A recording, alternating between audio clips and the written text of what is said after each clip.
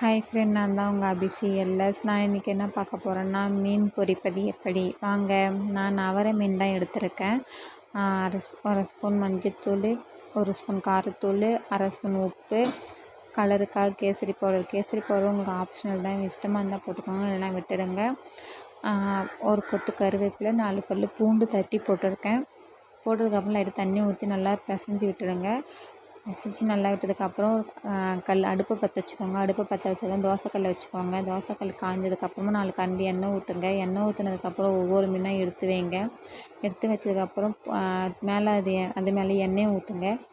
எண்ணெயை ஊற்றுனதுக்கப்புறம் வேக விட்டுடுங்க. வேக விட்டுட்டு மறுபக்கம் திருப்பி போடுங்க. திருப்பி நல்லா வெந்ததுக்கப்புறமா திருப்பி போட்டுட்டு அது மேலே கொஞ்சம் எண்ணெய் ஊற்றுங்க. எண்ணெய் ஊற்றுனதுக்கப்புறம் நல்லா வேக விட்டுட்டு அடுப்பை ஆஃப் பண்ணிவிடுங்க. உங்களுக்கு சுவையான டேஸ்ட்டான வறுத்த மீன் ரெடி. பிடிச்சிருந்தால் லைக் பண்ணுங்கள், ஷேர் பண்ணுங்கள், கமெண்ட் பண்ணுங்கள், பெல் பட்டனை கிளிக் பண்ணிக்கோங்க. எங்கள் சேனலை